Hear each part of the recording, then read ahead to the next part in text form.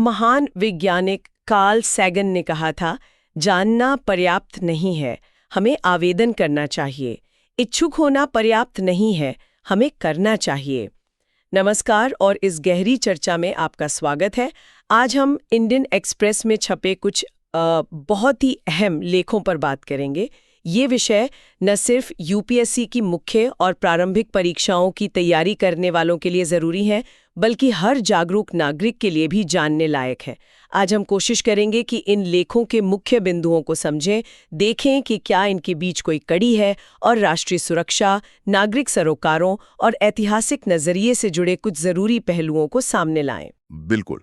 आज हम 3 अलग-अलग लेकिन हाँ, कहीं ना कहीं शायद जुड़े हुए मुद्दों पर चर्चा करेंगे। पहला तो है राष्ट्रीय राजधानी में हाल में हुई एक संदिग्ध घटना, और इसी बहाने भारत में आतंकवाद की जो बदलती तस्वीर है और उससे निपटने की हमारी रणनीतियां क्या हैं, इस पर बात करेंगे। दूसरा, दिल्ली का जो जानलेवा वायु प्रदूषण है, उसके खिलाफ एक नागरिक के विरोध का एक काफी मार्मिक अनुभव। ये शासन, पर्यावरण और हमारे अधिकारों पर कुछ बड़े सवाल खड़े करता है। और तीसरा, वंदे मातरम और अमर सोनार बांग्ला जैसे राष्ट्रीय गीतों का जो ऐतिहासिक महत्व है और मौजूदा राजनीति में उनकी व्याख्या को लेकर जो एक तरह का विवाद छिड़ा है, उस पर भी एक नजर डालेंगे। तो चलिए फिर शुरू करते हैं पहली खबर से। इसने हाल ही में दिल्ली में काफ़ी चिंता पैदा की है। 10 नवंबर की शाम लाल किला मेट्रो स्टेशन के पास एक संदिग्ध विस्फोट जैसी घटना हुई।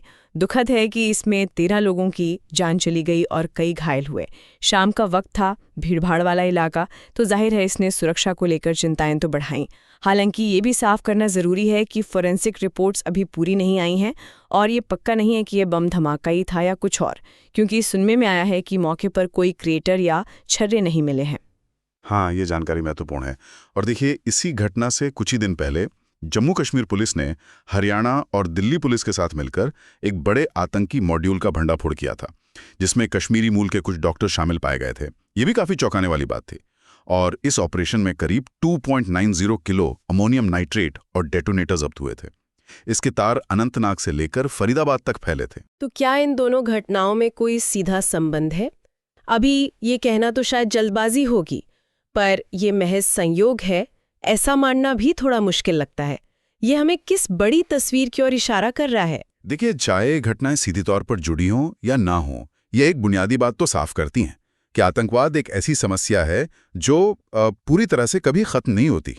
ये गिरगिट की तरह अपना रंग बदलती है, छिप जाती है, सही मौके का इंतजार करती है और अपने इकोसिस्टम, मतलब अपने समर्थक नेटवर्क के जरिए फिर से सिर उठा लेती है। तो ये सोचना कि खतरा पूरी तरह टल गया है, वो खतरनाक हो सकता है। हाँ, ये बात तो सही है। हालांकि पिछले कुछ सालों में भारत ने जमीनी स्तर पर तो काफी सफलता पाई है। जम्मू कश्मीर में जो सक्रिय आतंकवादी थे, उनकी संख्या कभी 4,500 के आसपास बताई जाती थी, जो अब घटकर 100 के करीब आ गई है, ऐसा कहा जाता है। लेकिन आतंकवादियों को मार गिराना या पकड़ना, वो तो लड़ाई का सिर्फ एक पहलू है ना। असली चुनौती तो शायद उनके ओवरग्राउंड नेटवर्क को तोड़ने की है।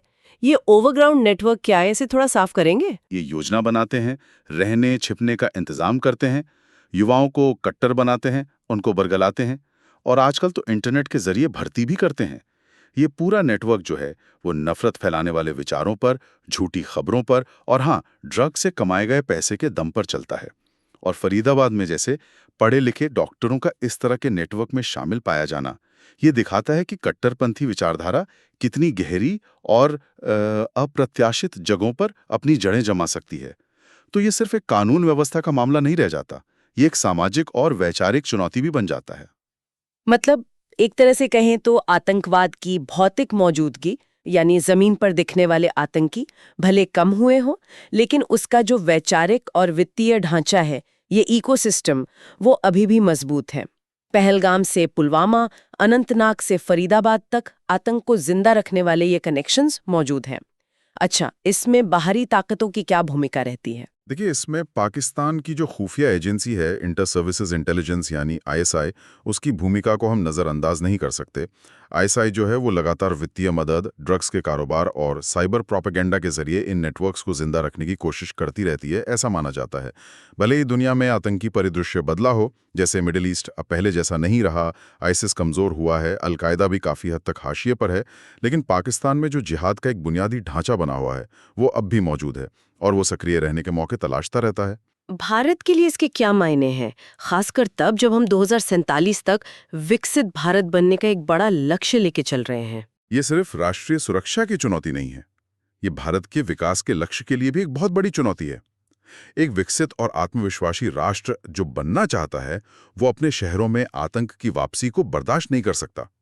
एक छोटी सी घटना भी वो लोगों के मन में जो सुरक्षा की भावना होती है, उसे चोट पहुंचाती है।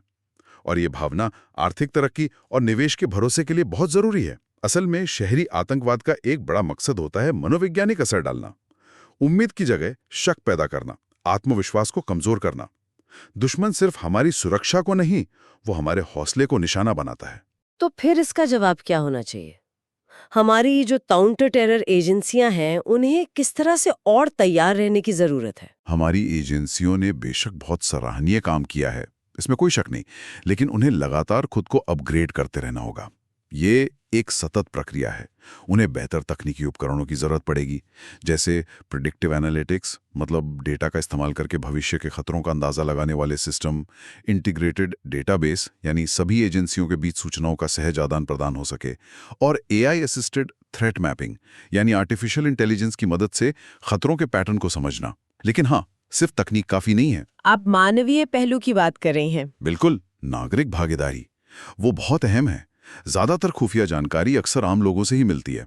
हर सतर्क नागरिक, चाहे वो कोई यात्री हो, दुकानदार हो या पड़ोसी, वो राष्ट्रीय सुरक्षा ग्रिड का एक तरह से हिस्सा है। आंतरिक नेटवर्क को तभी हराया जा सकता है जब सूचना देने वाले नागरिकों का नेटवर्क मजबूत हो, प्रेरित हो और फैला हुआ हो। इसके साथ ही कूटनीतिक मोर्चे पर भी लगातार काम करना जरूरी है। जैसे कि किस तरह के कूटनीतिक प्रयास? जैसे भारत को इस्लामी दुनिया के साथ अपनी साझेदारी को और मजबूत करना चाहिए।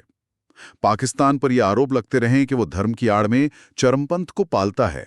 उसकी इस दोहरी नीति को बाकी मुस्लिम देशों के सामने उजागर करने के लिए लगातार कूटनीतिक प्रयास करने होंगे। सरकार का अफगान तालिबान के साथ बातचीत करना भी शायद इसी दिशा में एक कदम हो सकता है। कई इस्लामी देश खुद आतंकवाद से बहुत परेशान हैं और वो समझते हैं कि विचारधारा को हथियार बनाना कितना खतरनाक है। तो ऐसे देशों के साथ मिलकर पाकिस्तान के जिहादी मॉडल को अलग थलग किया जा सकता है। इस पूरी घटना पर सरकार की, खासकर प्रधानमंत्री और गृह मंत्री की जो प्रतिक्रिया रही, वो काफी सधी हुई लगी। मतलब कोई जल्दबाजी या सनसनी फैलाने की कोशिश नहीं दिखी। और मेरे ख्याल से ये सही रणनीति है। आतंकवादियों को अक्सर तुरंत और तीखी प्रतिक्रिया से फायदा होता है, चाहे वो सांप्रदायिक तनाव के रूप में हो या फिर बिना सोचे समझे किए गए किसी जवाबी हमले के रूप में। एक शांत, सधी हुई दृढ़ता जिसमें खुफिया जानकारी हो, कानून का पालन हो और सोच समझकर उठाए गए रणनीतिक कदम शामिल हों, वो उनके लिए ज्यादा घातक साबित होती हैं। तो कुल मिला के लाल किला के पास हुई ये घटना, चाहे इसका अंतिम वर्गीकरण कुछ भी निकले, ये एक तरह से याद दिलाती है कि आतंक के खिलाफ ये लड़ाई लंबी है और कई मोर्चों पर लड़ी जाने वाली है। सही कहा आपने। ये सिर्फ सुरक्षा एजेंसियों की लड़ाई नहीं है। इसके लिए तकनीक, कूटनीति, नागरिकों की जागरूकता और शहरों की बेहतर तैयारी, इन सब को मिलाकर एक संपूर्ण राष्ट्र वाली कोशिश की जरूरत है। कश्मीर में जो ओवरग्राउंड नेटवर्क हैं, उन्हें अब उसी गंभीरता और तत्परता से खत्म करने की जरूरत है जो कभी हथियारबंद आतंकियों के खिलाफ दिखाई जाती थी। 2011 के बाद जो एक शांति का दौर आया था, उसे हल्के में नहीं लेना चाहिए। शांति सतर्कता से आती है, महज संयोग से नहीं। और इस प्रॉक्सी युद्ध की बिसात पर जरा सी भी ढिलाई बहुत भारी पड़ सकती है। आतंकवाद अगर बाहरी सुरक्षा के लिए बड़ा खतरा है, तो अब हम एक ऐसे आंतरिक खतरे की ओर बढ़ते हैं जो हर नागरिक की सांसों पर भारी पड़ रहा है। दिल्ली का वायु प्रदूषण और इसके खिलाफ आम नागरिकों का संघर्ष। हाल ही में इंडियन एक्सप्रेस में एक मां का अनुभव छपा जो 9 नवंबर को अपने बेटे के साथ इंडिया गेट पर इस खराब हवा के खिलाफ विरोध जताने गई थी। हाँ, मैंने भी पढ़ा वो लेख। इंडिया गेट सिर्फ एक स्मारक नहीं है, खासकर उन परिवारों के लिए जिनकी पृष्ठभूमि सेना से जुड़ी है। ये उनके लिए एक पवित्र जगह है, राष्ट्रीय युद्ध स्मारक से जुड़ी हुई, जहां लोग अपने उन प्रियजनों को याद करते हैं जिन्होंने देश के लिए अपनी जान दी। लेखिका बताती हैं कि उस जगह उन्हें हमेशा कोई ना कोई जाना पहचाना नाम दिख ही जाता है। लेकिन उस दिन का नज़ारा बिल्कुल अलग था। लेख में जैसा बताया गया है, चारों तरफ बैरिकेड लगे थे, गेटों पर जंजीरें थी, भारी पुलिस बल तैनात था। जो स्मारक सम्मान और याद का प्रतीक होना चाहिए, वो एक किले जैसा लग रहा था, जैसे देश की रक्षा के लिए नहीं बल्कि अपने ही नागरिकों को खामोश करने के लिए बनाया गया हो। और विडंबना देखिए, विरोध करने वाले लोग सिर्फ ये बताने की कोशिश कर रहे थे कि हालात आपातकालीन है, हवा जहरीली हो चुकी है, बच्चे बीमार हो रहे हैं, दिल्ली रहने लायक नहीं बची है। लेकिन जो लोग मास्क पहने हुए थे उन्हीं को रोका टोका जा रहा था, उनसे पूछताछ हो रही थी। मतलब जो मास्क उनकी सुरक्षा के लिए था वो उनके विरोध का, उनके असंतोष का निशान बन गया था। लेखिका ने वहां दो भारत के टकराने का भी जिक्र किया है। एक तरफ वो लोग थे जो मास्क पहने थे, चिंतित थे, प्रदर्शन कर रहे थे, और दूसरी तरफ बिना मास्क वाले लोग, गुब्बारे के पीछे भागते बच्चे, सेल्फी लेते हुए जोड़े, भेलपुरी वाले जो शायद या तो इस खतरे से अनजान थे या फिर इसे नजरअंदाज कर रहे थे। और ये दोनों दुनियाएं एक ही जहरीली हवा में सांस ले रही हैं। वो खुद को पुलिस बैरिकेड और हाफते बच्चों के बीच फंसा हुआ महसूस करती हैं और सोचती हैं, क्या इस देश के लिए मरने वाले हम सबके लिए नहीं मरे, मास्क वाले और बिना मास्क वाले दोनों के लिए? ये सवाल बहुत गहरा है और सोचने पर मजबूर करता है। सैनिकों के बलिदान का असली सम्मान तो शायद उनके बच्चों के भविष्य को सुरक्षित करके ही हो सकता है। लेकिन आज बच्चे साफ हवा जैसी एक बुनियादी जरूरत के लिए लड़ रहे हैं, और ये भी एक कड़वी सच्चाई है। जैसा लेख में इशारा किया गया है कि जिन इलाकों से, जैसे उत्तरी भारत के गांव, हरियाणा, पंजाब, उत्तर प्रदेश, सबसे ज्यादा जवान हमारी सेना में जाते हैं, आज वही इलाके दम घोंटने वाली हवा की चपेट में हैं। यहां कहीं ना कहीं एक नीतिगत विफलता और शासन की जवाबदेही का सवाल भी उठता है। ये सिर्फ एक भावनात्मक अपील का मामला नहीं है। विरोध करने वालों की मांग भी काफी सीधी थी कि हमारी बात सुनी जाए। वे कहते हैं कि उनके पास सारे जवाब नहीं है, वे कोई पॉलिसी मेकर या वैज्ञानिक नहीं है, वे सिर्फ माता पिता हैं, नागरिक हैं, इंसान हैं जो चाहते हैं कि उनके बच्चे जिंदा रहें, स्वस्थ रहें। लेकिन जब लेखिका ने आवाज उठाई तो उनसे ही सवाल पूछा गया, आप इसे कैसे हल करेंगी? हाँ, और उनका जवाब था कि ये अकेले हल नहीं किया जा सकता, इसीलिए तो सरकारें चुनी जाती हैं, विशेषज्ञों पर भरोसा किया जाता है। लेकिन उन्हें सलाह क्या मिली? दिल्ली छोड़ दो। अब ये सलाह लाखों लोगों के लिए कितनी व्यावहारिक है। लोग अपना घर, अपना शहर, अपनी यादें, अपनी पहचान, अपना इतिहास, ये सब क्यों छोड़ें? क्या उनकी आवाज सुनने का कोई और तरीका नहीं है? लेखिका का जो निष्कर्ष है वो बहुत मार्मिक है कि आज सेवा की जगह अस्तित्व बचाने की लड़ाई ने ले ली है, बलिदान की जगह खामोशी ने ले ली है, और सम्मान की जगह उदासीनता ने। वो लिखती हैं, अगर मरे हुए बोल सकते तो वे पूछते कि हमने जीवित लोगों के लिए लड़ना क्यों बंद कर दिया। ये सवाल सिर्फ सरकार से नहीं, शायद पूरे समाज से पूछा गया सवाल है। बिल्कुल। ये लेख दिखाता है कि कैसे पर्यावरण का संकट अब सिर्फ नीति या विज्ञान का विषय नहीं रहा। ये व्यक्तिगत और सामूहिक अस्तित्व का सवाल बन गया है, नागरिक अधिकारों का और शासन की जवाबदेही का प्रश्न बन गया है। जिस तरह नागरिक आज प्रदूषण जैसे मौजूदा संकटों से जूझ रहे हैं, उसी तरह हमारे अतीत के जो प्रतीक हैं वो भी वर्तमान की राजनीति में बहस का मुद्दा बन जाते हैं। और ये हमें हमारे तीसरे विषय पर लाता है, राष्ट्रीय गीतों वंदे मातरम और अमर सोनार बांग्ला पर जो हालिया विवाद है। थोड़ा इतिहास में पीछे चलते हैं इसके लिए। जी, साल था 1905, जगह थी बनारस। कांग्रेस का अधिवेशन चल रहा था, अध्यक्ष थे गोपाल कृष्ण गोखले। उस समय तक वंदे मातरम गीत स्वतंत्रता संग्राम का एक बहुत शक्तिशाली नारा बन चुका था और अंग्रेज सरकार इससे काफी चिढ़ती थी। अधिवेशन में भारी भीड़ जमा थी और वो रविंद्रनाथ टैगोर की भतीजी सरला देवी से इसे गाने की मांग करने लगी। गोखले जी को डर था कि कहीं हंगामा ना हो जाए, इसलिए उन्होंने सरला देवी से कहा कि आप सिर्फ पहला छंद ही गाइए। लेकिन जैसे ही उन्होंने गाना शुरू किया, लोगों का जोश इतना ज्यादा था कि उन्हें पूरा गीत गाना पड़ा।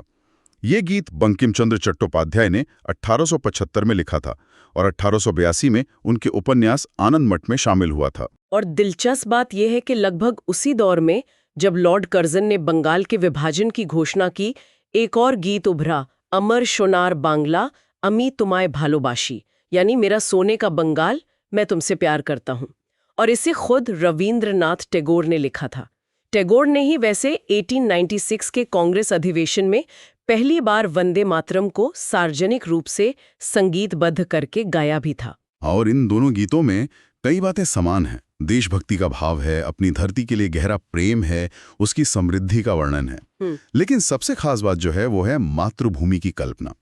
यहाँ धरती सिर्फ एक जमीन का टुकड़ा नहीं रह जाती, बल्कि वो एक माँ बन जाती है जिससे अपने बच्चों यानी नागरिकों की सुरक्षा और प्रेम की जरूरत है।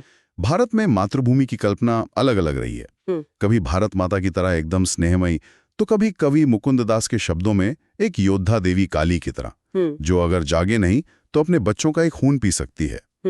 लेकिन माँ का रूप हमेशा पूजनीय रहा है। लेकिन आज लगभग 120 साल बाद इन दोनों गीतों को लेकर थोड़ी अलग अलग बातें हो रही हैं।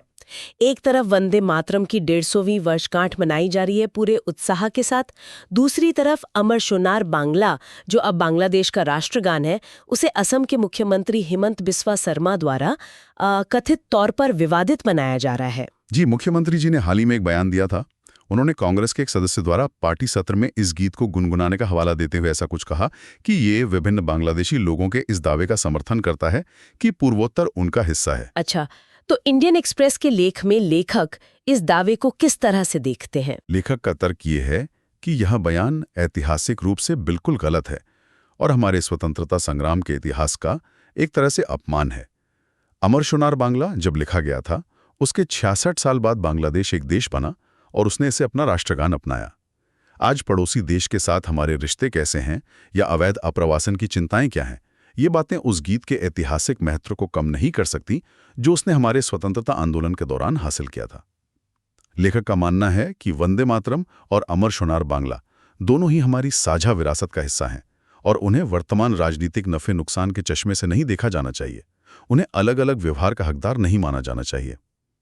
यह हमें सोचने पर मजबूर करता है कि हम अपने इतिहास के जो जटिल प्रतीक हैं उनके साथ कैसा व्यवहार करते हैं। आज हमने जिन 3 विषयों पर बात की, आतंकवाद की चुनौती, वायु प्रदूषण का संकट और राष्ट्रीय गीतों से जुड़ा विवाद, ये तीनों ही यूपीएससी उम्मीदवारों के लिए काफी अहमियत रखते हैं, जैसा हमने शुरू में कहा था। निश्चित रूप से आतंकवाद का मुद्दा तो सीधे सीधे आंतरिक सुरक्षा यानी जीएस पेपर 3 से जुड़ा है। इसमें सीमा पार आतंकवाद, कट्टरता, खुफिया तंत्र की भूमिका, साइबर सुरक्षा, ये ओवरग्राउंड नेटवर्क का मुद्दा, काउंटर टेरर रणनीतियां जैसे कई पहलू शामिल हैं। और विकसित भारत का लक्ष्य इसे शासन गवर्नेंस जीएस पेपर 2 और विकास डेवलपमेंट जीएस 3 से भी जोड़ता है। और ये वायु प्रदूषण वाला मुद्दा, वायु प्रदूषण और नागरिक विरोध का जो मसला है वो पर्यावरण जीएस पेपर 3, शासन गवर्नेंस जीएस पेपर 2, शहरीकरण ऑर्गेनाइजेशन जीएस पेपर 1 और 3 और सामाजिक न्याय सोशल जस्टिस जीएस पेपर 2 जैसे कई विषयों से जुड़ता है। ये नागरिकों के मौलिक अधिकारों फंडामेंटल राइट्स, खासतौर पर अनुच्छेद 21 जीवन का अधिकार, जिसमें स्वच्छ पर्यावरण का अधिकार भी शामिल है, जीएस पेपर 2 और राज्य की जिम्मेदारियों पर भी सीधे सवाल उठाता है। और राष्ट्रीय गीतों का विवाद किस तरह प्रासंगिक हो सकता है परीक्षा के लिहाज से? ये मुद्दा आधुनिक भारतीय इतिहास modern Indian history GS paper 1 में राष्ट्रवाद के उदय और प्रतीकों की भूमिका को समझने के लिए महत्वपूर्ण है। साथ ही ये भारतीय राजनीति इंडियन पॉलिटी जीएस पेपर 2 में प्रतीकों के राजनीतिक इस्तेमाल और कभी-कभी केंद्र राज्य संबंधों या क्षेत्रीय राजनीति जीएस पेपर 2 के पहलुओं को भी छू सकता है। तो ये सभी विषय प्रीलिम्स और मेंस दोनों के लिए ही महत्वपूर्ण हो सकते हैं। हमें उम्मीद है कि इंडियन एक्सप्रेस के इन लेखों पर आधारित ये गहरी चर्चा जानकारी पूर्ण रही होगी और इसने सोचने के लिए कुछ नए बिंदु दिए होंगे। यदि आपको ये विश्लेषण पसंद आया तो कृपया इसे लाइक करें और हमारे चैनल को सब्सक्राइब भी करें। जी हाँ, और अगर आपके मन में कोई सवाल हैं या कोई और विचार हैं इन मुद्दों पर, तो नीचे टिप्पणी सेक्शन में जरूर साझा करें। हम उन पर नजर डालेंगे और कोशिश करेंगे कि उन्हें अपनी आने वाली चर्चाओं में शामिल कर सकें। तो आज हमने 3 जरूरी मुद्दों पर गौर किया। पहला, आतंकवाद का खतरा जो लगातार अपना रूप बदल रहा है और जिसके लिए सिर्फ सैन्य कार्रवाई काफी नहीं है, बल्कि तकनीक, कूटनीति और नागरिकों की भागीदारी वाला एक समग्र रवैया अपनाने की जरूरत है।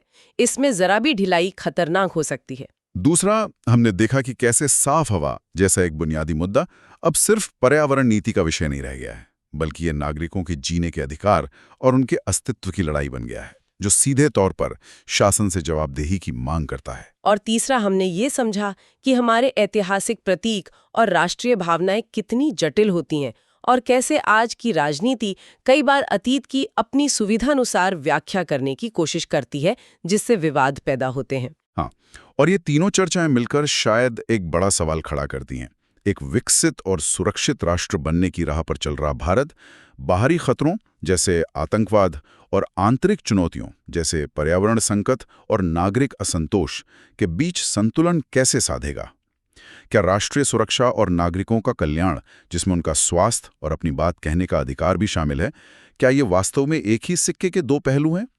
शायद इन दोनों के लिए ही निरंतर सतर्कता और सक्रिय भागीदारी की जरूरत है, न सिर्फ सरकार की तरफ से बल्कि हम सभी नागरिकों की तरफ से भी। इस पर सोचना जरूरी है। आज के इस विश्लेषण में शामिल होने के लिए आप सबका धन्यवाद। अगली बार फिर मिलेंगे एक नए विषय और कुछ नए स्रोतों के साथ एक और गहरी पड़ताल के लिए।